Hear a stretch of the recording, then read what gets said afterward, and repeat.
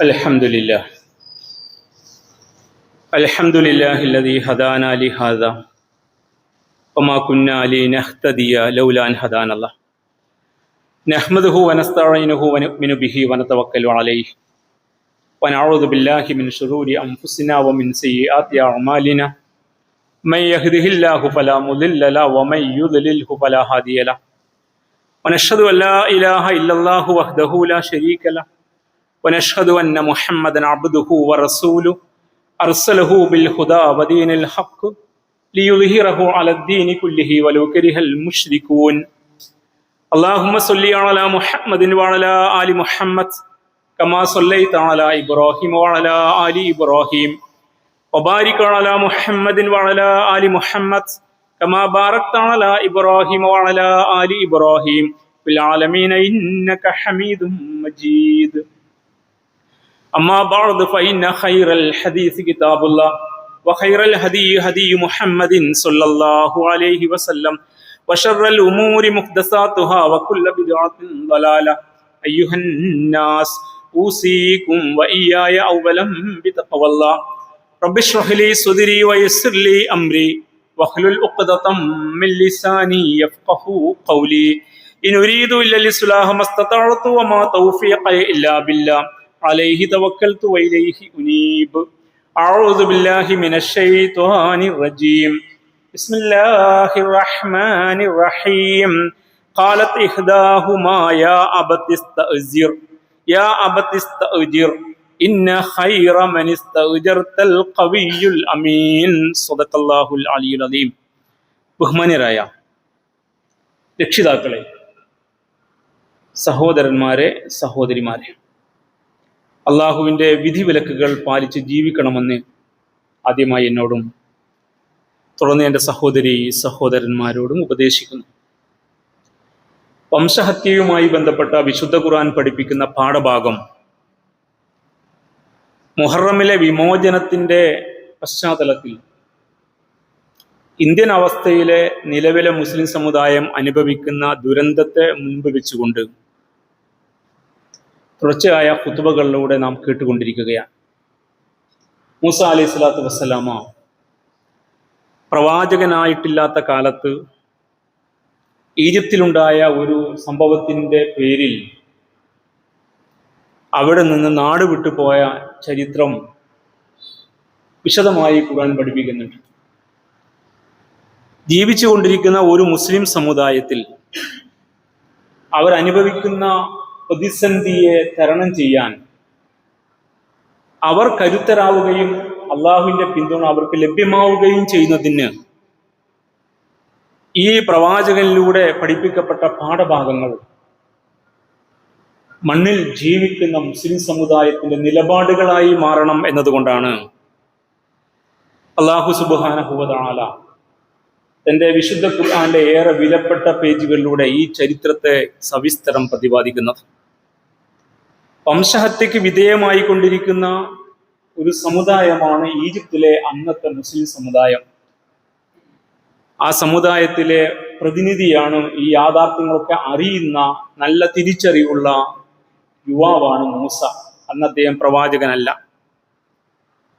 സമൂഹത്തിലേക്ക് ഇറങ്ങി തിരിച്ചപ്പോൾ ഉണ്ടായ ഒരു ദുരനുഭവത്തിൽ തന്റെ ഭാഗത്ത് വന്ന തെറ്റായി അംഗീകരിച്ചുകൊണ്ട് ആ തെറ്റിനെ ന്യായീകരിക്കാതെ അതിൽ അദ്ദേഹം അള്ളാഹുവോട് പശ്ചാത്തപിച്ചതും അള്ളാഹു ആ പശ്ചാത്താപം സ്വീകരിച്ചതുമായ കാര്യം പഠിപ്പിക്കുന്നു. അദ്ദേഹം ഒരു പ്രതിജ്ഞ എടുക്കുന്നുണ്ട്, ഇനി ഞാൻ ഒരിക്കലും ഈ സമുദായത്തിലെ ക്രിമിനലുകളുടെ സഹായിയായി മാറില്ല. മുസ്ലിം സമുദായം അനുഭവിക്കുന്ന ദുരന്തത്തിന്റെ പശ്ചാത്തലത്തിൽ അവരുടെ ശത്രു അവർക്കെതിരെ നിരന്തരമായ ഹത്യാശ്രമങ്ങൾ നടത്തിക്കൊണ്ടിരിക്കുന്ന ഒരു പശ്ചാത്തലത്തിൽ കേവല സാമുദായികതയുടെ വക്താക്കളായി മുസ്ലിമീങ്ങൾ മാറാൻ പാടില്ല എന്നും ഇസ്ലാം പഠിപ്പിക്കുന്ന ഉന്നതമായ നീതിബോധവും ധാർമ്മികതയും അവരെ നയിക്കണമെന്നുമാണ് ഈ സംഭവത്തിലൂടെ കൃത്യമായി പഠിപ്പിക്കുന്നത്. കേവല സാമുദായികതയുമായി ബന്ധപ്പെട്ട് നിലപാടെടുക്കുന്ന വ്യക്തികളും കുടുംബങ്ങളും സംഘടനകളും സംവിധാനങ്ങളും പാർട്ടികളുമൊക്കെ വലിയ അന്യായമാണ് ചെയ്തുകൊണ്ടിരിക്കുന്നത്. അത്തരം അന്യായങ്ങളെ ഇസ്ലാം ഒരിക്കലും പൊറുക്കില്ല എന്ന് ഈ സംഭവത്തിന്റെ പശ്ചാത്തലത്തിൽ തിരുവചനങ്ങളിലൂടെ നാം മനസ്സിലാക്കുകയും ചെയ്തു. അത്തരം ആളുകൾ, പക്ഷപാതിത്വപരമായ നിലപാട് സ്വീകരിക്കുന്നവർ, നീതിയെ, ധർമ്മത്തെ പരിഗണിക്കാത്തവർ, അവർ മുസ്ലിമായി മരിക്കില്ല. മീത്തൻ ജാഹിലിയ, അനിസ്ലാമിക മരണമേ അവർക്ക് സാധ്യമാകൂ എന്ന് കൃത്യതയോടെ പഠിപ്പിച്ചിരിക്കുന്നു ഇസ്ലാം. നാം പഠിച്ച ഒരു പാഠം അതാ. രണ്ടാമത്തെ ഒന്ന്, ഇത്തരം ക്രിമിനലുകൾ ഈ മുസ്ലിം സമുദായത്തിന്റെ പേരിൽ പ്രശ്നങ്ങൾ ഉണ്ടാക്കുകയും അങ്ങനെ അവരുടെ കൂടെ നമ്മുടെ സമുദായക്കാരെന്ന പേരിൽ നാം പങ്കെടുക്കുകയും കൂടെ കൂടുകയും ചെയ്യുന്നത് മുഖേന സംഭവിക്കുന്ന ദുരന്തത്തെ തിരിച്ചറിയാൻ കഴിയണമെന്നതുകൊണ്ടാണ് പിറ്റേ ദിവസവും ഈ പ്രശ്നം സൃഷ്ടിച്ച മുസ്ലിം സമുദായത്തിൽപ്പെട്ടവന്റെ മുഖത്ത് നോക്കി നീ ഒരു കുഴപ്പക്കാരനാണ് എന്ന് പറഞ്ഞ് അദ്ദേഹത്തിന് നേരെ മൂസാ നബി ക്രൗര്യത്തോടെ ചെന്നത്. ഇതൊരു വലിയ തിരിച്ചറിവാണ്. ഈ രണ്ട് പാഠങ്ങളുമാണ് നാം കേട്ട് കഴിക്കുന്നത്. ഒടുവിൽ പ്രശ്നം നാട്ടിൽ അറിഞ്ഞു. കൊട്ടാരത്തിൽ ഗൂഢ ആലോചന നടന്നു. ഫിറൗനും പ്രകൃതികളും പങ്കെടുത്തുകൊണ്ട് മൂസയെ ഇല്ലാതാക്കാൻ. അന്ന് മൂസ പ്രവാചകനായിട്ടില്ല കേട്ടോ. ഗുണകാംക്ഷിയായ ഒരാൾ ആ പട്ടണത്തിന്റെ അങ്ങേ അറ്റത്ത് ഓടി വന്ന് മൂസയോട് ഇങ്ങനെ ഒരു സ്വകാര്യം പറഞ്ഞു. സൂറ ഖസസിലെ 20-ാമത് വചനം, പട്ടണത്തിന്റെ അങ്ങേ അറ്റത്ത് നിന്ന് ഒരാൾ ധൃതിയിൽ വന്നിട്ട് പറഞ്ഞു, ഖാലയാ മൂസ, അല്ലയോ മൂസ, ഇന്നൽ മലയഅ്തമിറൂന ബിക ലിയഖ്തുലൂക, നിന്നെ കൊല്ലാൻ ഇവിടത്തെ ഫിറഔനും പ്രവൃത്തികളും, ഭരണാധികാരിയും നാട്ടുകൂട്ട പ്രമാണിമാരും, അതാണ് ഖുർആന്റെ ഉപയോഗമാണ്. ഇന്നും അങ്ങനെയാണ്. ഭരണാധികാരിയും കൂടെ സിൽബന്ദികളും കൂടുന്ന ആണ് ഇന്ത്യയും ഭരിച്ചുകൊണ്ടിരിക്കുന്നത്. അപ്പൊ ഈ നിനക്കെതിരെ എഴുത്തമീറൂന ഗൂഢ ആലോചന നടത്തിക്കൊണ്ടിരിക്കുകയാണ്. യഖ്തുലൂക, നിന്നെ കൊല്ലാനാണ് തീരുമാനം. അതുകൊണ്ട് ഫഖ്റുജ് ഇന്നി ലക മിനൻ നാസിഹീൻ, നീ വേഗം നാട് വിട്ടു പോകണം. ഞാൻ നിന്നോട് അങ്ങേയറ്റം ഗുണകാംക്ഷയുള്ള ഒരുത്തനാണ്. അങ്ങനെ വർത്തമാനം കേട്ട് ഫഖറജ മിൻഹാ ഖായിഫൻ യതറഖബ്, ഖുർആൻ വിശദീകരിക്കുന്നു. അദ്ദേഹം ഭയന്ന് ചുറ്റുപാട് നോക്കി ജാഗ്രതയോടെ മെല്ലെ ആളുകളുടെ കണ്ണിൽപ്പെടാതെ നാട് വിട്ടുപോയി. ഖാല, ആ സമയത്ത് മൂസാ നബി ഇങ്ങനെ പ്രാർത്ഥിച്ചു, റബ്ബി നജ്ജിനി മിനൽ ഖൗമി ളാലിമീൻ. ഖുർആന്റെ പ്രാർത്ഥനയാണ്. നമുക്ക് ഈ കാലഘട്ടത്തിലേറെ ആവശ്യമുള്ള ദുആകൾ കൂടി സംഭവത്തിന്റെ ഭാഗമായിട്ട് പഠിപ്പിക്കുന്നുണ്ട്. ഖാല, അദ്ദേഹം ഇങ്ങനെ പ്രാർത്ഥിച്ചു, റബ്ബി നജ്ജിനി മിനൽ ഖൗമി ളാലിമീൻ, അക്രമികളായ ഈ ജനത, ഞങ്ങളെ ഇല്ലാതാക്കാൻ ശ്രമിക്കുന്ന, ഞങ്ങളെ വംശഹത്യ ചെയ്യുന്ന, ഞങ്ങളുടെ നിലനിൽപ്പിനെ കുഴപ്പത്തിലാക്കുന്ന ഈ അക്രമികളിൽ നിന്ന് ഞങ്ങളെ നീ രക്ഷിക്കണമേ എന്ന് അദ്ദേഹം പ്രാർത്ഥിച്ചു എന്നാണ്. ഞാനും നിങ്ങളും ഇങ്ങനെ ഒരു പ്രാർത്ഥന അറിഞ്ഞോ എന്നറിയില്ല. ആണെങ്കിൽ തന്നെ നമ്മുടെ പ്രാർത്ഥനയിൽ അങ്ങനെ ഒന്ന് വരാറുണ്ടോ എന്നും അറിയില്ല. ഇങ്ങനെ ഒരു പ്രാർത്ഥന നമുക്ക് ഇന്ന് അനിവാര്യമാണ്. റബ്ബി നജ്ജിന മിനൽ റബ്ബന നജ്ജിന മിനൽ ഖൗമി ളാലിമീൻ, ഈ അക്രമികളായ സംഘപരിവാരത്തിൽ നിന്ന് പടച്ചവനെ ഞങ്ങളെ നീ കാത്തു രക്ഷിക്കണമേ എന്ന്. അപ്പോൾ ആ അക്രമങ്ങൾ കാത്തു രക്ഷിക്കണേ എന്ന് പ്രാർത്ഥിച്ചു. അങ്ങനെ ആ പ്രാർത്ഥന മൂസാ നബിയുടെ പ്രാർത്ഥനയായിട്ട് ഖുർആൻ പഠിപ്പിക്കുകയാണ്. അങ്ങനെ അദ്ദേഹം മദിയനിന്റെ ഭാഗത്തേക്ക് പോകാനാണ് ശ്രമിച്ചത്. ഫലമ്മാ തവജ്ജഹ തിൽഖാ മദിയൻ, അദ്ദേഹം മദിയനിന്റെ ഭാഗത്തേക്ക് പോകാൻ ശ്രമിച്ചു, അങ്ങോട്ട് മുഖം തിരിച്ചു. ഖാല, ആ യാത്ര അദ്ദേഹം ഇങ്ങനെ പ്രാർത്ഥിച്ചു, അസാ റബ്ബി അൻ യഹ്ദിയനി സവാഅ സബീൽ, എന്റെ നാഥൻ എന്നെ ഏറ്റവും ശരിയായ ചൊവ്വായ വഴിയിലേക്ക്, ശരിയായ പാതയിലേക്ക് എന്നെ നയിച്ചേക്കാം. അള്ളാഹുൽ ഭരമേൽപ്പിച്ചുകൊണ്ട് വീണ്ടും പ്രാർത്ഥിക്കുകയാണ്. ഓരോ ഘട്ടത്തിലും മൂസാ നബിയുടെ ഒരു ദുആ വരുന്നുണ്ട് ഈ സംഭവ ചരിത്രം പറയുന്നിടത്ത്. അത് നമുക്ക് വലിയൊരു പാഠമാണ്. അപ്പോ ഈജിപ്തിൽ നിന്ന് മദിയനിലേക്ക് പോകാൻ അദ്ദേഹം തീരുമാനിച്ചു. മദിയനിലേക്ക് പോകുന്നതിന്റെ തീരുമാനമെടുത്ത ഉടൻ അദ്ദേഹത്തിന്റെ പ്രാർത്ഥന, അസാ റബ്ബി അൻ യഹ്ദിയനി സവാഅ സബീൽ, എന്റെ നാഥൻ എന്നെ ചൊവ്വായ വഴിയിലേക്ക് നയിച്ചേക്കും. ആ പ്രതീക്ഷയിൽ അള്ളാഹുൽ ബരമേൽപ്പിച്ച് തവക്കുൽ അദ്ദേഹം പുറപ്പെടുകയാണ്. മദിയൻ എവിടെയാണെന്ന് ചോദിച്ചാൽ ഇന്ന് സൗദി അറേബ്യയുടെ ഭാഗമാണ് ഈ മദിയൻ. സൗദി അറേബ്യയുടെ തബൂക്ക് പ്രവിശ്യയോട് ചേർന്ന് കിടക്കുന്ന പ്രദേശം. ചെങ്കടലിന്റെയും അക്കബ ഉൾക്കടലിന്റെയും കിഴക്കൻ തീരത്ത് ആ പ്രദേശം അൽ ബിദവ് എന്നാണ് അറിയപ്പെടുന്നത്. അവിടെയാണ് മദിയൻ. ഏകദേശം 550-ലധികം കിലോമീറ്റർ ദൂരമുണ്ട് ഈജിപ്തിൽ നിന്ന് മദിയനിലേക്ക്. ഇപ്പോഴത്തെ അവസ്ഥയിൽ അന്നത്തെ യാത്രാ രീതി, സന്നാഹമൊക്കെ നമുക്കറിയാം. അങ്ങനെ മദിയനിലേക്ക് അദ്ദേഹം പുറപ്പെട്ടു. അദ്ദേഹം മദിയനിലെത്തിയിട്ട് അവിടെ ആളുകൾ കൂടി നിൽക്കുന്ന വെള്ളം ശേഖരിക്കുന്ന ഒരു സ്ഥലത്താണ് എത്തിയത്. ചരിത്രം നമുക്കറിയാം.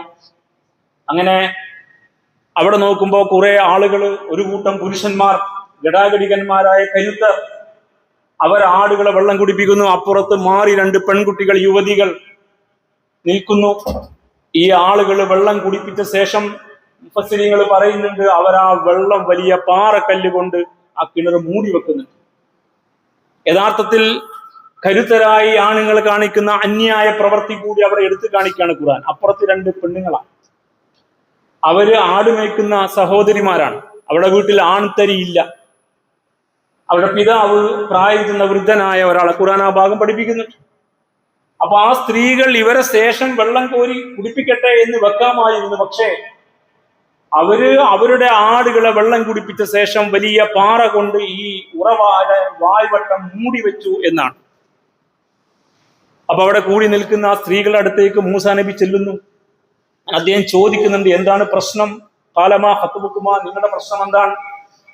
കാലത്ത് അവർ 2 പേരും പറഞ്ഞു, ലാ നസ്കി ഹത്താ യുസ്തിറ ലാ നസ്കി ഹത്താ യുസ്തിറ ദിഅ.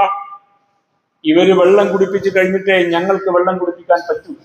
അപ്പൊ അവരുടെ ഒരു ധാർഷ്ട്യവും ധിക്കാരവും ഒക്കെ ആ പദപ്രയോഗം വ്യക്തമാക്കുന്നു. അബൂനാ ഷെയ്ഖുൻ കബീർ, ഞങ്ങളുടെ ബാപ്പ പ്രായം ചെന്ന വൃദ്ധനായ ഒരാളാണ്. ഇത് കേട്ടപ്പോ മൂസാ നബി അലൈഹി സ്വലാത്തു വസ്സലാമ അവര് മൂടി വെച്ച കിണറിന്റെ കല്ല് ഇളക്കി മാറ്റിയിട്ടു ഈ പെൺകുട്ടികളുടെ ആടുകളെ വെള്ളം കുടിപ്പിക്കുന്നു. ഖുർആൻ ആ ഭാഗം വിശദീകരിക്കുന്നു. സൂറ ഖസസ് 24-ാം വചനത്തിൽ ഫസഖാലഹുമാ, അവരുടെ 2 പേരുടെയും ആടുകളെ അദ്ദേഹം വെള്ളം കുടിപ്പിച്ചു. സുമ്മ തവല്ല ഇലല്ലില്ല്, എന്നിട്ട് അവിടെയുള്ള മരത്തിന്റെ തണലിലേക്ക് അദ്ദേഹം മാറിയിരുന്നു. ഫഖാല, അപ്പോൾ മൂസാ നബി വീണ്ടും ഇങ്ങനെ പ്രാർത്ഥിച്ചു, റബ്ബി, എന്റെ നാഥ, ഇന്നി ലിമാ അൻസൽത ഇലയ്യ മിൻ ഖൈരിൻ ഫഖീർ, നീ എനിക്ക് ഇറക്കി തന്ന ഏതൊരു സഹായത്തിനും ഞാൻ ഇന്ന് ആവശ്യമുള്ളവനാണ് കേട്ടോ. എന്റെ അവസ്ഥ ഇതാണ്. സ്വന്തം നാട്ടിൽ നിൽക്കാൻ നിവൃത്തിയില്ലാതെ, എനിക്ക് ബന്ധുക്കളോ സഹായികളോ പരിചയക്കാരോ ഇല്ലാത്ത ഒരു നാട്ടിലേക്ക് ഞാൻ അഭയാർത്ഥിയായി വന്നിരിക്കുകയാണ്. ഞാൻ ഈ ചെയ്ത പ്രവർത്തനത്തിന്റെ പേരിൽ എനിക്ക് എന്തെങ്കിലും നന്മ ലഭ്യമാകാനുണ്ട് എങ്കിൽ നിന്റെ സഹായം ഏതെങ്കിലും വഴിക്ക് കിട്ടാനുണ്ടെങ്കിൽ ഞാൻ അതിന് അർഹനാണ് കേട്ടോ ഫക്കീർ, ഞാൻ അതിന് ആവശ്യക്കാരനാണ് കേട്ടോ എന്ന് മൂസാ നബി പ്രാർത്ഥിക്കുക. ഈ പ്രാർത്ഥനയും സവിശേഷമാണ്. നാം നിലനിൽക്കുന്ന ഒരു സാമൂഹിക ക്രമത്തിനകത്ത് ഏതെങ്കിലും ഭാഗത്തുനിന്ന് എന്തെങ്കിലും സഹായം പടച്ചവനെ ഞങ്ങളെ ഇല്ലാതാക്കാൻ ശ്രമിക്കുന്ന ഈ സംഘത്തിന്റെ നിലപാടുകൾക്കെതിരെ ഉണ്ടെങ്കിൽ അത്തരം സഹായങ്ങൾക്ക് ഞങ്ങൾ ഇപ്പോൾ ആവശ്യക്കാരാണെന്ന് കേട്ടോ എന്ന് 2 കൈ നീട്ടി വല്ലപ്പോഴും ഞാൻ നിങ്ങൾ പ്രാർത്ഥിച്ചു പോകും. പ്രാർത്ഥന കൂടെ ഉണ്ടാവട്ടെ എന്നാണ്. പ്രാർത്ഥിക്കാൻ വേണ്ടി പ്രാർത്ഥനാ സമ്മേളനങ്ങൾ പരിചയിച്ചവരാണ് നമ്മൾ. പ്രാർത്ഥനാ സമ്മേളനത്തിൽ ആള് കൂടാൻ കാരണം പലപ്പോഴും ഞാൻ പ്രാർത്ഥിച്ച അല്ലാഹ് സ്വീകരിക്കില്ല എന്ന ബോധ്യം കൊണ്ടാവാം, കയ്യിലിരിപ്പ് അങ്ങനെയൊക്കെ ആയതുകൊണ്ട്, ഉപജീവന മാർഗം ഹലാൽ അല്ലാത്തത് കൊണ്ട്, എല്ലാ വൃത്തികളിലും പങ്കെടുക്കുന്നത് കൊണ്ട്, അങ്ങനെയൊക്കെ മുന്നോട്ട് പോകുമ്പോൾ ആരൊക്കെയോ പ്രാർത്ഥിച്ചങ്ങ് സിറാത്ത് പാലം കടന്നു കിട്ടും എന്നൊക്കെ വിചാരിച്ചിട്ട് ആളുകൾ തിങ്ങിക്കൂടുന്ന കാലായത്. അല്ലെങ്കിൽ അങ്ങനെ ഒരു പ്രാർത്ഥനാ സമ്മേളനം ഹബീബിന്റെ കാലത്തില്ലല്ലോ. ഓരോ ഘട്ടത്തിലും ഞാൻ അനുഭവിക്കുന്ന പ്രശ്നങ്ങൾ എൻ്റെ ഉള്ളിൽ നിന്ന് വരുന്ന ഒരു പ്രാർത്ഥനാ രീതിയുണ്ട് ഇസ്ലാമിൽ. ഇവിടെ മൂസാ നബിയെ നമ്മൾ അങ്ങനെയാണ് ആ പ്രാർത്ഥന പ്രത്യേകം പറയാൻ കാരണം, അനുഭവിക്കുന്ന പ്രതിസന്ധിയുടെ ആഴമറിയുമ്പോൾ ആ വിശ്വാസിയുടെ വികാരവും വിചാരവും അതുമായി അങ്ങ് ചേരുമ്പോ അവന്റെ ഉള്ളിൽ നിന്നൊരു പ്രാർത്ഥന വരും. ആ പ്രാർത്ഥനയ്ക്ക് പ്രത്യേക ശൈലിയൊന്നും വേണ്ട, ഭാഷയും പ്രശ്നമല്ല. ഭാഷയെല്ലാം സൃഷ്ടിച്ചവൻ നാഥന. ഭാഷയില്ലാത്ത അവസ്ഥകളുടെ മനോമുകുരത്തിലെ വികാരങ്ങളെ അറിയുന്നവനാണ് തമ്പുരാൻ എന്ന് പഠിപ്പിച്ച മതമാണ് ഇസ്ലാം. അതുകൊണ്ട് സഹോദരന്മാരെ, ഈ പ്രാർത്ഥന നമുക്കിന്ന് ആവശ്യമാണ്. റബ്ബി ഇന്നി ലിമാ അൻസൽത ഇലയ്യ മിൻ ഖൈരിൻ ഫഖീർ, പടച്ചവനെ ഞങ്ങൾക്ക് നീ നൽകുന്ന ഏതൊരു സഹായവും ഞങ്ങൾ അത് അർഹിക്കുന്നു ഇപ്പോൾ. അതുകൊണ്ട് ഇവിടുത്തെ ഭരണകൂടത്തെ ചോദ്യം ചെയ്യാൻ ഒരു കൂട്ടം ചെറുപ്പക്കാർ ഇറങ്ങി തിരിച്ചപ്പോൾ അവരാരോ ആവട്ടെ, ഇന്നേ വരെ ചൂണ്ടി വർത്തമാനം പറയാൻ തൊടാൻ കള്ളനാണ്, ചോരനാണ്, കുഴപ്പക്കാരനാണ്, നീ മാറി നിൽക്കുക എന്ന് പറയാൻ ഏതാനും ചെറുപ്പക്കാർ ശ്രമം നടത്തിയെങ്കിൽ അത് നമുക്ക് ആവശ്യമുള്ള സഹായം തന്നെയാണ്. അങ്ങനെയാണ് കാര്യങ്ങൾ കണ്ടത്. ആ ഡൽഹിയിൽ പങ്കെടുത്ത കുട്ടികളെ കുറിച്ചാണ് പറഞ്ഞത്. ഇന്ന് വരെ ദൈവമായി കണ്ടവർ നീ ഒന്നുമല്ല, നിർത്തിപ്പോടോ, അടുത്ത വിക്കറ്റ് ഇന്ന ആളാണെന്നൊക്കെ പറയാൻ മാത്രം ധൈര്യമുള്ള ഒരു കൂട്ടർ ഉണ്ടായി വന്നെങ്കിൽ, പറഞ്ഞ വാക്ക് പാലിക്കണം, ഇപ്പോഴൊരു ബഹളം വെക്കുന്നുണ്ടെങ്കിൽ ചോദ്യം ചെയ്യാൻ കെൽപ്പുള്ള ഒരു സാമൂഹിക ക്രമത്തിലേക്ക് ഇത് മാറുമ്പോൾ അത് നമുക്ക് ആവശ്യമുള്ള ഒരു സഹായമാണ്. അത്രയും ചെറിയ സഹായങ്ങൾ വരെ നമുക്ക് വേണ്ടി ശബ്ദിക്കുന്ന സഹോദര സമുദായത്തിലെ നല്ല മനുഷ്യർ. ഇനി ഹിന്ദു മുസൽമാൻ വേർതിരിവും പറഞ്ഞിട്ട് ഇവിടെ നടക്കൂല. കാര്യങ്ങൾ നേരെ ചൊവ്വ അല്ലെങ്കിൽ ഞങ്ങൾ ചോദ്യം ചെയ്യുമെന്ന് പറയാൻ അവർക്ക് സാധിക്കുന്നു എങ്കിൽ എല്ലാ മുസ്ലിം സമുദായത്തിന്റെ പേരിൽ വെച്ച് കെട്ടിയിട്ട് തോന്യാസം കാണിക്കാൻ ഇവിടെ പറ്റില്ല എന്ന ഒരു ശബ്ദം അതങ്ങ് ശ്രദ്ധാകേന്ദ്രമായ സ്ഥലത്തുനിന്ന് ശ്രദ്ധിക്കപ്പെടും വിധം ലോക രാഷ്ട്രങ്ങളുടെ ശ്രദ്ധയിലേക്ക് എത്തും വിധം മുടങ്ങുന്നുണ്ടെങ്കിൽ അത് നമുക്ക് ആവശ്യമുള്ള ഒരു സഹായമാണ്. ഇങ്ങനെ വിഷയങ്ങളെ കാണാൻ നിങ്ങൾ പഠിച്ചു നോക്കൂ. അപ്പൊ നമുക്ക് ഈ കാലഘട്ടത്തിൽ ജീവിക്കുന്ന മുസൽമാന് ശരിയായ വിചാരവും വികാരവും ഉണ്ടായി വരും. അതുകൊണ്ട് റബ്ബി ഇന്നി ലിമാ അൻസൽത ഇലയ്യ മിൻ ഖൈറിൻ ഫഖീർ, പടച്ചവനെ നീ എനിക്ക് നൽകുന്ന ഏത് സഹായത്തിനും ഞാനിപ്പോൾ അർഹനാണ് കേട്ടോ. നാം മരത്തണൽ ഈ പെൺകുട്ടികളുടെ ആടുകളെ വെള്ളം കുടിപ്പിച്ച ശേഷം അദ്ദേഹത്തിന് പ്രാർത്ഥിക്കാം. മുഫസ്സിരീങ്ങൾ വിശദീകരിക്കുന്നുണ്ട് സൂറ ഖസസിലെ ഈ ഭാഗം വെച്ചുകൊണ്ട് ഇവിടെ അദ്ദേഹത്തിന്റെ സേവന സന്നദ്ധത, അദ്ദേഹത്തിന്റെ തഖ്വാബോധം, അദ്ദേഹത്തിന്റെ തവക്കുൽ, ഇത് വിശ്വാസികൾ പഠിക്കേണ്ട പാഠമാണെന്നാണ്. ഇദ്ദേഹത്തിന്റെ സന്നദ്ധത നോക്കൂ. നിങ്ങളെ പ്രശ്നം എന്താ? പ്രതിസന്ധി അനുഭവിക്കുന്ന കൂട്ടരുടെ അടുക്കൽ ഒരു മുസ്ലിം എത്തുന്നുള്ളതാണ്. നാട്ടിൽ ജീവിക്കുന്ന മുസൽമാന്മാർ മനസ്സിലാക്കേണ്ടതാണ്. അവിടെ മതവും ജാതിയൊന്നും ഉണ്ടാവില്ല. എന്താണ് നിങ്ങളെ പ്രശ്നം? വമാ ഖത്ബുകുമാൻ ചോദിച്ചില്ല. അത് കേവലം ഒരു കഥ വായിക്കലല്ല. എന്താണ് നിങ്ങളെ പ്രശ്നം എന്നാ? നിങ്ങളുടെ പ്രശ്നം ചോദിച്ചത് ഞങ്ങളുടെ പ്രശ്നം പറഞ്ഞു. ഞങ്ങൾക്ക് ഇങ്ങനെയാണ് കേട്ടോ. വൃദ്ധനായ ഒരു പിതാവാണുള്ളത്. തരിക്ക് പോലും ഞങ്ങളുടെ വീട്ടിലില്ല. ഞങ്ങൾ 2 സ്ത്രീകളാണ്. ഇവരിങ്ങനെയാണ് ചെയ്യുക. അവര് വെള്ളം കുടിപ്പിച്ചിട്ട് അത് കഴിഞ്ഞ് അവരവിടെ തൊട്ടിയും വെച്ച് ആ പാത്രവും വെച്ച് പോവല്ല, അവർ ആ കിണർ മൂടി വെച്ചിട്ടേ പോവും. ഇതറിഞ്ഞപ്പോ ആ കിണറിന്റെ മൂടി മാറ്റി വെള്ളം കുടിപ്പിച്ചിട്ട് ഇപ്പുറത്ത് മാറി നിൽക്കാൻ ഒരു പ്രതിഫലവും അവരോട് ചോദിച്ചിട്ടില്ല. അള്ളാഹുവോട് പറഞ്ഞ് പടച്ചവനെ ഏത് സഹായവും എനിക്കിപ്പോൾ ആവശ്യമാണ് കേട്ടോ. ഞാൻ അഭയാർത്ഥിയാണ്.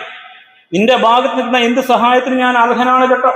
ഞാൻ ഫക്കീർ, ആവശ്യക്കാരനാണ്, ഫക്കീറാണ്. ആ പ്രയോഗം അങ്ങനെ ഖുർആനിൽ തമ്പുരാനുമായിട്ട് സംവദിക്കുകയാണ്. ഓരോ ഘട്ടത്തിലും അള്ളാഹുമായി അങ്ങനെ സംവദിച്ച് അവനിൽ ഭരമേൽപ്പിച്ച് മുന്നോട്ട് പോവുക, തമ്പുരാനിൽ ഭരമേൽപ്പിക്കുക. തവക്കുൽ, ഈ വിശ്വാസവും ഈ സേവന സന്നദ്ധതയും ഈ മാനുഷിക പരിഗണനയും ഈ തവക്കുൽ നമുക്കുണ്ട് എങ്കിൽ സഹോദരന്മാരെ നമ്മൾ പിടിച്ചു നിൽക്കും.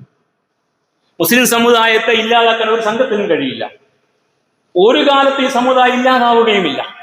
അവർക്ക് ശേഷം ഈ സമുദായം ജീവിക്കും. ഈ പാഠമാണ് മുഫസ്സിരീങ്ങൾ കൃത്യമായിട്ട് പഠിപ്പിക്കുന്നത്.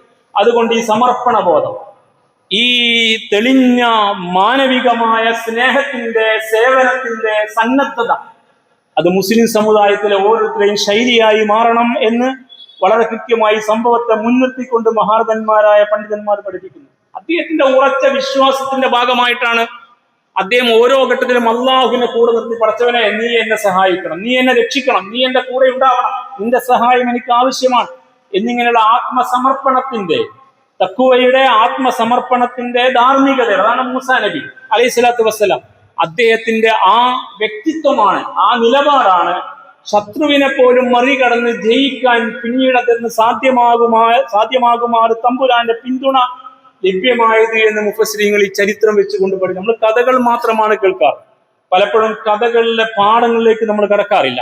തിരുവചനത്തിൽ ഇങ്ങനെ പറയുന്നു, ഇന്നസ്ദിഖ യഹ്ദിൽ ബിർ, ഒരാള് ആദർശം ഉൾക്കൊണ്ടുകൊണ്ട് സത്യസന്ധതാപരമായ നിലപാടുള്ളവനാണ് എങ്കിൽ ആ നിലപാട് സിദ്ഖ് അവനെ ബിറിലേക്ക്, നന്മയിലേക്ക്, പുണ്യത്തിലേക്ക്, മനുഷ്യന് സേവനം ചെയ്യുന്ന സൽപ്രവർത്തിയിലേക്ക് നയിക്കുന്ന. മൂസാ നബി ഇവിടെ സൽപ്രവർത്തനമാണ് ചെയ്തത്.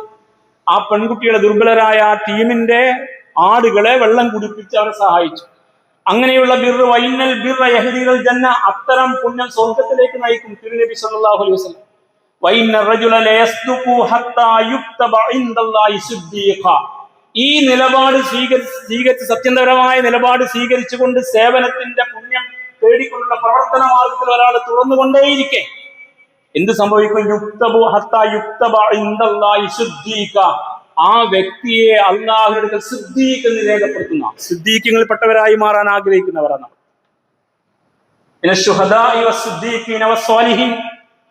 സ്വർഗത്തിലെത്തുന്ന രക്തസാക്ഷികളുടെ, സിദ്ദീഖീങ്ങളുടെ, സ്വാലിഹീങ്ങളുടെ, സജ്ജനങ്ങളുടെ കൂട്ടത്തിൽ ഞങ്ങളെ ചേർക്കണമെന്ന് പ്രാർത്ഥിക്കാറുണ്ട്. എങ്ങനെയാണ് സിദ്ദീഖാവുക? പ്രാർത്ഥന മാത്രമേ ഉള്ളൂ, പ്രവർത്തനമില്ല. പ്രാർത്ഥനയിൽ പലതും ചോദിക്കും, പക്ഷെ അതിനുവേണ്ടി പ്രവർത്തനമില്ല, നിലപാടുകളില്ല. പ്രാർത്ഥനയും പ്രവർത്തനവും, പ്രവർത്തനവും പ്രാർത്ഥനയും സമ്മിശ്രമായി ചേരുന്നിടത്താണ് വിശ്വാസി ഉണ്ടാവുക. ഇതാണ് മൂസാ നബിയുടെ ചരിത്രം. അതുകൊണ്ട് നമ്മൾ നന്മയുടെ മാർഗത്തിൽ നമ്മുടെ ആദർശത്തെ മുറുകെ പിടിച്ച് മനുഷ്യന്റെ പ്രശ്നങ്ങൾ ഏറ്റെടുത്തും ഇടപെട്ടും സാധ്യമാകുന്ന സേവന സന്നദ്ധരായി ബിറിന്റെ മാർഗത്തിൽ ചരിക്കുമ്പോൾ അള്ളാഹുവിന്റെ അടുത്ത് നമ്മൾ സിദ്ദീഖ് എഴുതപ്പെടും. തമ്പുരാന്റെ ഗ്രന്ഥത്തിൽ സിദ്ദീഖിന് രേഖപ്പെടുത്തിയാൽ ഇവൻ സ്വർഗത്തിലെ സിദ്ദീഖിൽപ്പെട്ടവനാ. മാർഗം വളരെ എളുപ്പമാണ്, മാർഗം കൃത്യമായിട്ട് രേഖപ്പെടുത്തിയിരിക്കാം. നമുക്ക് എതിരെ ഈ സമൂഹത്തിലെ സകലരെയും തിരിച്ചുവിടാൻ ശ്രമിക്കുന്ന ഒരു പശ്ചാത്തലത്തിൽ നമ്മുടെ നന്മയുടെ വെളിച്ചം അവർ അനുഭവിക്കുമ്പോൾ മാറ്റങ്ങൾ ഉണ്ടാകും. യുപിയിലെ ഒരു ചെറുപ്പക്കാരൻ ഡൽഹിയിൽ വന്നു. അവിടെയുള്ളവർക്ക് ഭക്ഷണം കൊടുത്തുകൊണ്ടേയിരുന്നു. 35 ദിവസവും ഭക്ഷണം കൊടുത്തു. അവന്റെ സ്രോതസ് എന്താണ്, പണം എവിടുന്ന് അന്വേഷിച്ചുകൊണ്ട് പോലീസ് ചെന്നു. അവന്റെ ഉപ്പയെ ഉമ്മയെ സഹോദരന്മാരെ പിടികൂടി. ഈ മനുഷ്യ സേവനത്തെ അതിൽ പങ്കെടുത്ത ആളുകൾ വിലമതിച്ചു. അവരിടപെട്ടുകൊണ്ട് ശക്തമായ നിലപാട് സ്വീകരിച്ചു. പോലീസ് അവരെ വെറുതെ വിടേണ്ടി വന്നു. ഇതൊക്കെ ചെറിയ ചെറിയ കാര്യങ്ങളല്ല. അവിടെ ഒരു മുസൽമാൻ അടയാളപ്പെടുത്തപ്പെടുകയാണ്. അത് പുണ്യത്തിന്റെ, സേവനത്തിന്റെ, സേവന സന്നദ്ധതയുടെ, മനുഷ്യ സ്നേഹത്തിന്റെ, ധർമ്മത്തിനുള്ള പിന്തുണയുടെ ഒരു വലിയ അടയാളമാണ്. ഇങ്ങനെ അവനവനെ അടയാളപ്പെടുത്താൻ അതാത് നാട്ടിലെ മുസ്ലിം സഹോദരന്മാർക്ക് സഹോദരിമാർക്ക് പറ്റണം. അപ്പൊ നിങ്ങളെ വെറുക്കാൻ അവർ പഠിപ്പിക്കുമ്പോൾ, ഏതൊരു സമൂഹത്തെയാണോ നിങ്ങളെ വെറുക്കാൻ അവർ പഠിപ്പിച്ചത് ആ സമൂഹം നിങ്ങളെ കൂടെ ഉണ്ടാവും. ഇതൊരു സമരമാർഗമാണ് കൂട്ടരെ. ഇത് മൂസായുടെ ചരിത്രം കൂടിയാണ്. അങ്ങനെയാണ് ചരിത്രത്തെ മനസ്സിലാക്കേണ്ടത്. അതുകൊണ്ട് നിങ്ങൾ സിദ്ദീഖീങ്ങളായിട്ട് മാറുവിൻ എന്ന് തിരുവചനം പഠിപ്പിക്കുക. അങ്ങനെ സിദ്ദീഖീങ്ങളായി തമ്പുരാനത്തിൽ രേഖപ്പെടുത്തപ്പെട്ടാൽ സ്വർഗം ഉറപ്പാ. നിങ്ങൾ സിദ്ദീഖീങ്ങളായി മാറുന്ന പ്രവർത്തന മേഖലയിൽ നിങ്ങൾ കർമ്മനിരതരായിട്ട് നിലകൊള്ളുന്നുണ്ടോ എങ്കിൽ ഈ സമൂഹം നിങ്ങളെ കൂടെ ഉണ്ടാകും. നിങ്ങളെ ഒറ്റപ്പെടുത്താൻ ഒരു ഭരണകൂടത്തിന് കഴിയില്ല എന്ന് ഫിറഔനുമായി മുഖാമുഖം കാണുന്നതിന് മുമ്പുള്ള പ്രവാചകനല്ലാത്ത മൂസയുടെ ചരിത്രം വെച്ചുകൊണ്ട് ഖുർആൻ ശരിക്കും പഠിപ്പിക്കുക. അങ്ങനെ ഈ പെൺകുട്ടികൾ ആടുകളെയും കൊണ്ട് വീട്ടിൽ പോയി.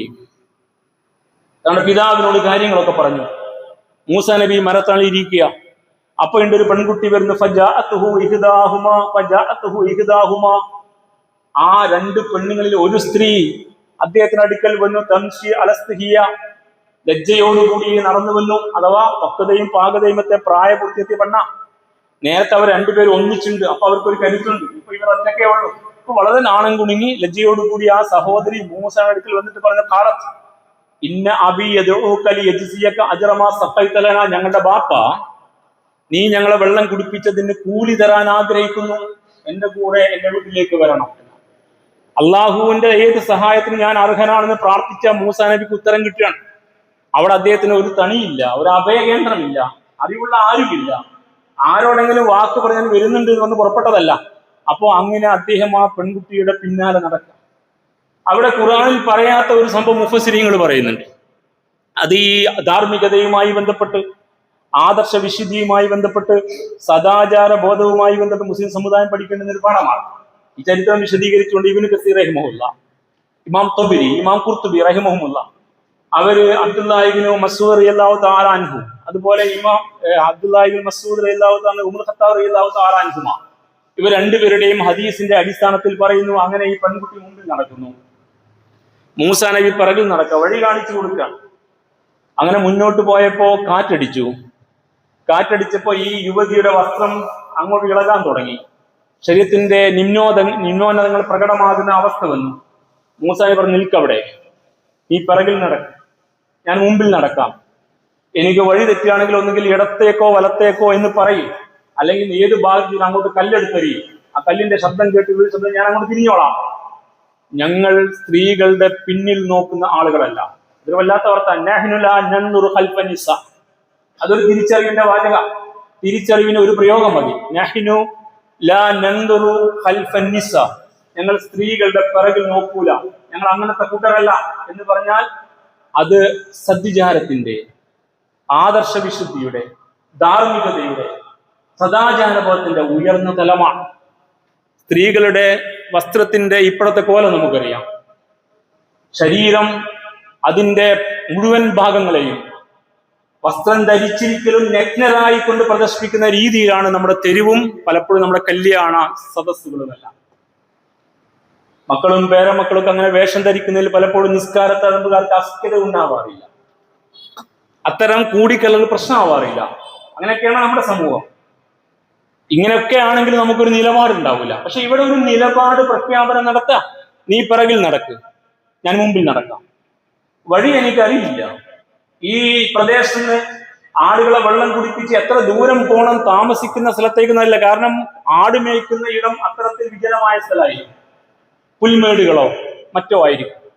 ആളുകൾ താമസിക്കുന്ന ഇടം വേറെ ഒരു ദിക്കിലായിരിക്കും. അപ്പൊ അത്രയും ദൂരം സഞ്ചരിക്കാൻ എനിക്ക് വഴി അറിയില്ല.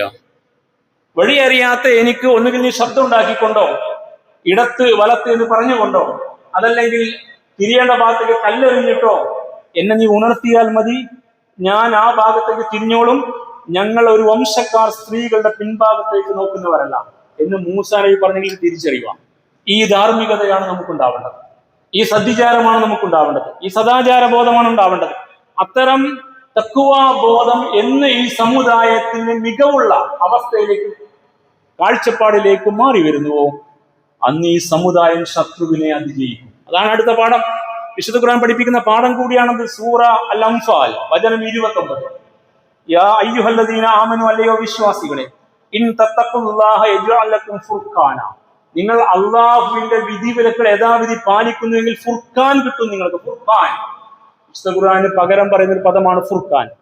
സത്യവും അസത്യവും നേരും നെറിയും വേർതിരിക്കുന്ന കാഴ്ചപ്പാടുള്ളവരായി നിങ്ങൾ മാറും, നിലപാടുകാരായി മാറുന്ന.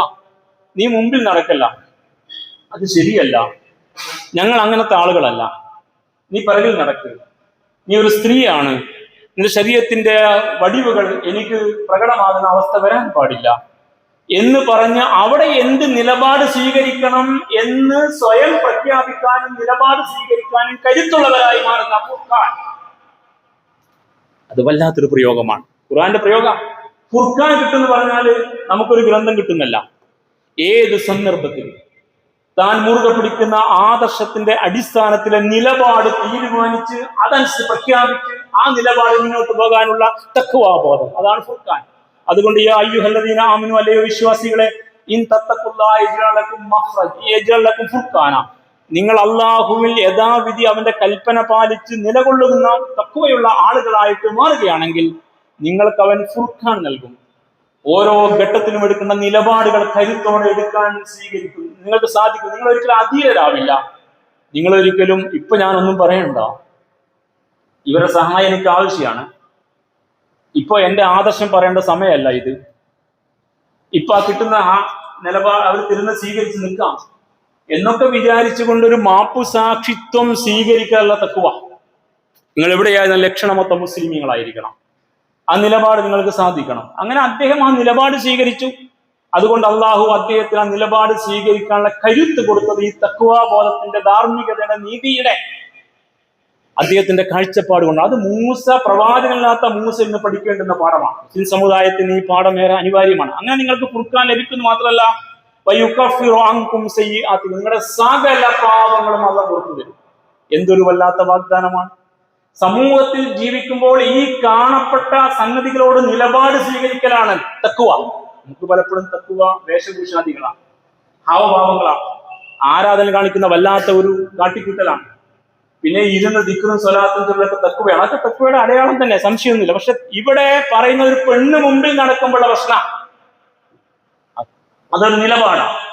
അഥവാ പുറത്തിറങ്ങിയാൽ മനുഷ്യർക്കിടയിൽ ജീവിക്കേണ്ടി വരുമ്പോൾ നമ്മുടെ തഖ്വയുടെ അടിസ്ഥാനത്തിൽ ക്രമീകരിക്കപ്പെട്ട ഒരു സാമൂഹിക ക്രമത്തിൽ അല്ല എന്ന തിരിച്ചറിവോടുകൂടി തന്നെ ഓരോ ഘട്ടത്തിലും ആ തഖ്വയുടെ നിലപാടിനനുസരിച്ച് ഫുർഖാനോടെ, വ്യക്തമായ വിവേചന അധികാരത്തോടെ കാര്യങ്ങൾ മനസ്സിലാക്കി തിരിച്ചറിവോടെ നിലപാട് സ്വീകരിക്കാൻ കഴിയുന്നു എങ്കിൽ നിങ്ങൾ മുത്തക്കികളാണ്. തഖ്വ അവിടെയാണ് കേട്ടോ, തഖ്വ അവിടെയാണ്. അതുകൊണ്ട് ആ തഖ്വ ഹാഹുന, തഖ്വ ഇവിടെയാണെന്ന് ഹൃദയത്തിലേക്ക് കൈവച്ച് റസൂലുള്ളാഹി പറഞ്ഞത്.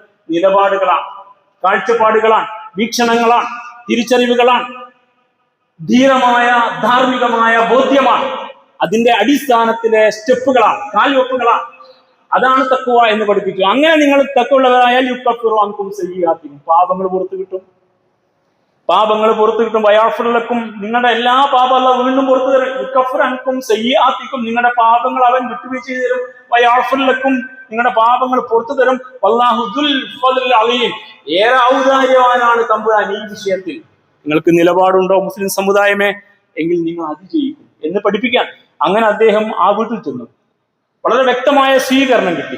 ഷുഐബ് നബി അലൈഹി സ്വലാത്തു വസ്സലാം, മദീനയിൽ പ്രായം ചെന്ന പ്രവാചകൻ, അദ്ദേഹം സ്വീകരിച്ചു. സുരക്ഷിതമായ മാന്യമായ സ്വീകരണം, നല്ല ആശ്വാസവാത്മ, പേടിക്കണ്ട, അള്ളാഹ് കൂടെയുണ്ട്. അദ്ദേഹം പറഞ്ഞു കൊടുത്തു. ഒടുവിൽ അദ്ദേഹം ഇങ്ങനെ പറഞ്ഞു, ആ പെൺകുട്ടികൾപ്പെട്ട ഒരു പെൺകുട്ടി പറഞ്ഞു, ഖാലത്ത് ഇഹ്ദാഹുമ, ആ രണ്ട് പെണ്ണുങ്ങൾ ഒരാൾ പറഞ്ഞു, യാ അബത്തി, പൊന്നുപിതാവേ, ഇസ്തഅ്ജിർഹു, അദ്ദേഹം ഞങ്ങളുടെ ആടുകളെ വെള്ളം കുടിപ്പിച്ച് നിങ്ങൾ കൊടുക്കേണ്ട കൂലി കൊടുക്കും, പ്രതിഫലം നൽകും. ഇന്ന ഖൈറ മൻ ഇസ്തഅ്ജർതൽ ഖവിയ്യുൽ അമീൻ, താങ്കൾ കൂലി കൊടുക്കാൻ വേണ്ടി ഇപ്പോൾ തങ്ങളുടെ മുമ്പിൽ ഹാജരാക്കപ്പെട്ട ഈ വ്യക്തി ഉണ്ടല്ലോ, ആ വ്യക്തി അൽ ഖവിയ്യുൽ അമീൻ, ഖവിയാണ്, അമീന. ഓരോ മുസ്ലിമും കവിയും അമീനുമായിരിക്കണം. മൂസയെ പോലെ അലൈഹി സ്വലാത്തു വസ്സലാം കവി ശക്തന. ആ ശക്തി കൊണ്ടാണ്, ശാരീരികമായ കായബലം കൊണ്ടാണ് ആ പാറക്കല്ലെടുത്ത് മാറ്റിയിട്ട് ആ കിണറ്റിൽ നിന്ന് വെള്ളം കോരിയെടുത്ത് ആടുകളെ കുടിപ്പിക്കാൻ മൂസക്ക് പറ്റിയത്. കരുത്തില്ല. അതുകൊണ്ടാണ് നാട് വിട്ട് 550 കിലോമീറ്റർ സഞ്ചരിച്ചെത്താൻ മൂസക്ക് പറ്റിയത്. ശാരീരികമായ കരുത്ത് മാനസികമായ ദൃഢത നൽകും. മാനസികമായ ദാർഢ്യം നല്ല ശക്തമായ ശാരീരിക യോഗ്യതയിൽ മാത്രം ഉണ്ടാകുന്ന ഒന്നാണ്. അൽ മുഅ്മിനുൽ ഖവിയ്യു ഖൈറുൻ മിനൽ ദഈഫ്, ദുർബലനായ വിശ്വാസിയേക്കാൾ ശക്തനായ വിശ്വാസിയാണ് ഉത്തമൻ എന്ന് പഠിക്കും. വിശ്വാസവും ശാരീരികമായ കരുത്തും കായബലവും ഒക്കെ അവിടെ ഉണ്ടാവണം. അവിടെ മാനസികമായ ദൃഢതയും ഉദ്ദേശകരം നടപ്പാക്കാനുള്ള കരുത്തുന്ന പേടിത്തൊണ്ടന്മാരായിട്ടല്ല നിസ്കാര തഴമ്പുകാർ മാറേണ്ടത്. ഇടപെടാൻ പറ്റണം, നെഞ്ചി വിരിച്ച് നിൽക്കാൻ കഴിയണം. അത്തരം കരുത്ത് നമ്മുടെ കുട്ടികൾക്ക് ഉണ്ടാവണം. എവിടെയോ പോയിട്ട് മസിൽ വരിപ്പിക്കലും 6 പാക്ക് ആക്കലോ അല്ല പറഞ്ഞു, അത് ആവശ്യമാണെങ്കിൽ ആയിക്കോട്ടെ. പക്ഷെ ഇത് വേറൊരു സംഗതിയാ. ഈ സംഗതി നേടാൻ നിങ്ങൾ ഇരുട്ടിന്റെ മറയിൽ വിളക്കത്തിച്ച് വെക്കണ്ട. ഈ സാമൂഹിക ക്രമത്തിൽ നിന്നുകൊണ്ട് നിങ്ങൾ കരുത്തരായിട്ട് മാറണം. വിശ്വാസത്തിന്റെ കരുത്ത്, വേദഗ്രന്ഥത്തിന്റെ അടിസ്ഥാനത്തിലെ തിരിച്ചറിവിന്റെ കരുത്ത്, അതിന്റെ ആ തഖ്വാവത്തിന് നല്ല തിരിച്ചറിവാണ് ഫുർഖാൻ നേടിയ കരുത്ത്, ഒപ്പം ശാരീരികമായ നല്ല കായബലമുള്ളവരായിട്ട് നിങ്ങൾ മാറണം. അൽ ഖവിയ്യുൽ അമീൻ, അമീനായിരിക്കണം, വിശ്വസ്തൻ, ആരെയും ചതിക്കാത്ത, ആരോടും അന്യായം കാണിക്കാത്ത, ആർക്കും നിങ്ങളെ വിശ്വസിക്കാവുന്ന, നിങ്ങളായിട്ട് ആരെയും ചതിക്കാത്ത, ആരുടെയും പ്രതിസന്ധിയിൽ നിങ്ങൾ കണ്ണടച്ച് മാറി നിൽക്കാത്ത, ഏതവസ്ഥയിലും എന്ത് സേവനത്തിനും തയ്യാറുള്ള കൂട്ടരായിട്ട് നിങ്ങൾ മാറണമെന്ന ഈ പെണ്ണ് പറയാ. ഈ വന്ന ചെറുപ്പക്കാരുണ്ടല്ലോ വാപ്പ, ആള് കവിയും അമീനാണ് കേട്ടോ, നല്ല ശക്തനും വിശ്വസ്തനുമാണ് എന്ന് ആ പെൺകുട്ടി നൽകുന്ന സർട്ടിഫിക്കറ്റാണ്. അങ്ങനത്തെ ഇവിടുത്തെ മനുഷ്യർക്ക് നമ്മളെ കുറിച്ച് അങ്ങനെ പറയാൻ പറ്റണം. അവർ വിശ്വാസികളാണ്, മുസ്ലിമീങ്ങളാണ്. നമ്മുടെ കൂടെ അവരുണ്ടാകും. അവർ ധാർമ്മികതയുടെ പക്ഷത്തെ ഉണ്ടാവും, നീതിയുടെ പക്ഷത്തെ ഉണ്ടാവും. അവർ അന്യായം പ്രവർത്തിക്കില്ല. നമുക്കൊരു പ്രശ്നം വന്നാൽ അവരുണ്ടാകും നമ്മുടെ കൂടെ. നമ്മുടെ പെൺമക്കൾ അവരുടെ കൂട്ടത്തിൽ സുരക്ഷിതരായിരിക്കും. നമ്മുടെ വീട് നിൽക്കുന്ന ഇടം അവരുടെ ഇടത്താണെങ്കിൽ ഒന്നും പേടിക്കണ്ട കേട്ടോ. മുമ്പ് മദീനയുടെ തെരുവിൽ ഒരു യഹൂദൻ തന്റെ വീട് വിൽക്കാനുണ്ടെന്ന് അറിയിച്ചു. എല്ലാവരും ഒത്തുകൂടി. അദ്ദേഹം വീടിന് വലിയ വില പറഞ്ഞു. അപ്പൊ ആളുകൾ ചോദിച്ചു, ഇത്ര വില ഇവിടെ നാട്ടു നടപ്പില്ലല്ലോ. അദ്ദേഹം പറഞ്ഞ വർത്തമാനം, എന്റെ വീട് മുസ്ലിമീങ്ങൾക്കിടയിലാ, മുസൽമാന്മാർക്കിടയിൽ. എനിക്ക് എവിടെ പോകാൻ ഒരു ഭയമല്ല, എന്റെ കുടുംബം സുരക്ഷിതമായിരുന്നു. അതുകൊണ്ട് എന്റെ വീടിന് ഇത്ര വില തന്നാലേ തരൂ എന്നൊരു ജൂതൻ അന്ന് പറഞ്ഞ കഥ റസൂലിന്റെ കാലഘട്ടത്തിൽ ചരിത്രമുണ്ട്. എങ്കിൽ നിങ്ങൾ കവിയും അമീനുമാണോ? നിങ്ങൾ അതിജയിക്കും. നിങ്ങൾക്ക് സഹായികൾ ഉണ്ടാകും. അഭിനവ ഫറവോമാരെ അതിജയിക്കാൻ നിങ്ങൾക്ക് തമ്പുരാന്റെ പിന്തുണ കിട്ടും എന്ന പാഠം ശരിക്ക് പഠിപ്പിക്കുക ഈ ചരിത്രം. അങ്ങനെ അവസാനം ശുഐബ് നബി അലൈഹി സ്വലാത്തു വസ്സലാമ തന്റെ നിലപാട് പ്രഖ്യാപിച്ചു. അദ്ദേഹം പറഞ്ഞു, എന്റെ ഈ മക്കളിൽ ഒരാളെ നിനക്ക് കല്യാണം കഴിച്ചു തരാം. അദ്ദേഹം അങ്ങനെ മകളെ കെട്ടിച്ചു കൊടുക്കാൻ തീരുമാനിച്ചു. ഇതൊരു ചരിത്ര പാഠമാണ്. നിങ്ങൾ പഠിക്കണം. മൂസാ നബിയുടെ, പ്രവാചകനല്ലാത്ത മൂസാ നബിയുടെ ഈ ചരിത്രമൊക്കെ ഖുർആൻ എന്തിനായി ഇത്ര സവിസ്തരമായിട്ട് പറഞ്ഞു? സൂറത്ത് ഈ സംഭവം കുറെ ആയാത്തുകളില. നമുക്ക് സമയത്തിന്റെ പരിമിതി ഉള്ളത് കൊണ്ട് അത്രത്തോളം പോകാൻ പറ്റിയില്ല. അപ്പൊ അങ്ങനെയുള്ള ഒരു ചരിത്രത്തെ ഇത്രത്തോളം പേർത്തും ഖുർആൻ പഠിപ്പിക്കുമ്പോൾ നമ്മൾ അറിയണം, അഭിനവ ഫറവോമാരുടെ എല്ലാവിധ കുതന്ത്രങ്ങളെയും അതിജയിക്കാൻ നമുക്ക് അള്ളാഹുവിന്റെ പിന്തുണ കിട്ടണമെങ്കിൽ നമ്മൾ ഈ പറഞ്ഞ യോഗ്യതയെല്ലാം ഉള്ളവരായിരിക്കണം. അത്തരം യോഗ്യതയുള്ള മുസൽമാന്മാരായിട്ട് നാമും നമ്മുടെ മക്കളും നമ്മുടെ മഹല്ല് സംവിധാനത്തിലെ അംഗങ്ങളും നമ്മുടെ സംഘടനാ സംവിധാനത്തിലെ ആളുകളും നമ്മുടെ രാഷ്ട്രീയ പാർട്ടിയിലെ അണികളുമൊക്കെ യോഗ്യരാണ് എങ്കിൽ വീണ്ടും മുഹറമിലെ വിജയത്തിന്റെ, വിമോചനത്തിന്റെ ആവർത്തനം സംഭവിക്കും. അല്ലാത്ത പക്ഷം ഇന്ത്യൻ അവസ്ഥയിൽ ചീപ്പസ്റ്റ് ലേബേഴ്സ് ആയിട്ട് മുസൽമാന്മാർ അധപ്പതിക്കുകയും ചെയ്യും. തെരഞ്ഞെടുക്കാനുള്ള സാധ്യത മുമ്പിലുണ്ട്. ഈ സാധ്യതയെ കൃത്യമായിട്ട് പഠിപ്പിക്കുകയാണ് ഇസ്ലാം. അതുകൊണ്ട് സഹോദരന്മാരെ, ഈ സംഭവ കഥ കേവലം ഒരു കഥയല്ല. വിശുദ്ധ ഖുർആൻ വെറും കഥ പറയുന്ന ഒരു ഗ്രന്ഥമല്ല, പുരാണമല്ല, അത് ഐതിഹ്യമല്ല. അത് നമുക്ക് പാഠങ്ങൾ നൽകുന്ന ചരിത്രമാണ്. ജനോസൈഡിന് മുമ്പിൽ വിറങ്ങലിച്ചു നിൽക്കുന്ന സമുദായമേ, നിങ്ങൾ ഈ പാഠം ശരിക്കും പഠിക്കുകയെന്ന് നമുക്ക് ഈ സമുദായത്തോട് ഉറക്കെ പറയാൻ കഴിയണം. അല്ലാഹു സുബ്ഹാനഹു വ തആല ഈ ചരിത്ര പാഠങ്ങളെ യഥാവിധി ഉൾക്കൊണ്ടുകൊണ്ട് ലക്ഷണമൊത്ത കരുത്തരായ, ആദർശധീരരായ, ശാരീരികമായ ശേഷിയുള്ള, കവിയും അമീനുമായ വിശ്വാസിനികളായി മാറാൻ നമ്മെ സഹായിക്കുമാറാവട്ടെ. അഖൂലു ഖൗലി ഹാദാ വസ്തഗ്ഫിറുല്ലാഹ ലീ വലക്കും വസ്തഗ്ഫിറൂഹു ഇന്നഹു വൽ ഗഫൂറുർ റഹീം വദ്ഉഹു ഇന്നഹു വൽ ബർറുൽ കരീം.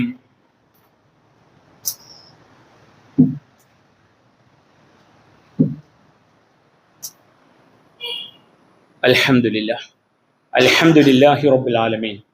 അല്ലാഹുമ്മ സ്വല്ലി വസല്ലിം അലാ അബ്ദിക വറസൂലിക മുഹമ്മദിൽ അമീൻ വഅലാ ആലിഹി വഅസ്ഹാബിഹി അജ്മഈൻ. അയ്യുഹന്നാസു ഉസീകും സാനിയം ബിതഖ്വല്ലാഹ് യാ അയ്യുഹല്ലദീന ആമനു തഖുല്ലാഹ ഹഖ തുഖാതി വലാ തമൂതുന്ന ഇല്ലാ വഅൻതും മുസ്ലിമൂൻ. ബഹുമാന്യരായ സഹോദരന്മാരെ, അള്ളാഹുവിന്റെ കൽപ്പനകൾ പാലിക്കണം ഒരിക്കൽ കൂടി ഉണർത്തുകയാണ്. അള്ളാഹു സുബ്ഹാനഹു വ തആല അവന്റെ ദാസിമാരിൽ നാം ഏവരെയും ഉൾപ്പെടുത്തുമാറാവട്ടെ.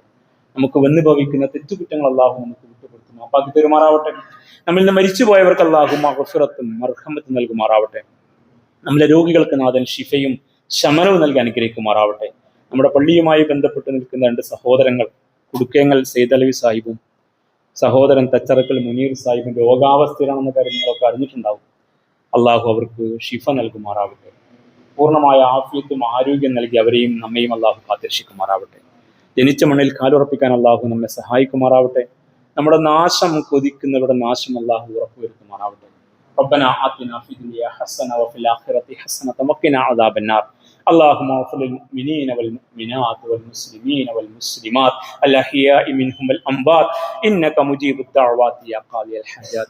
اللهم أعز الإسلام والمسلمين وأذل الشرك والمشركين. اللهم أجرنا من النار، اللهم أجرنا من النار، اللهم أجرنا من النار. ربنا اغفر لنا ولإخواننا الذين سبقونا بالإيمان ولا تجعل في قلوبنا غلا للذين آمنوا ربنا إنك رؤوف رحيم. ربنا تقبل منا إنك أنت السميع العليم وتب علينا إنك أنت التواب الرحيم واغفر لنا يا غافر المذنبين وارحمنا بأنواع رحمتك يا أرحم الراحمين. سبحان ربك رب العزة عما يصفون وسلام على المرسلين والحمد لله رب العالمين. آمين برحمتك يا أرحم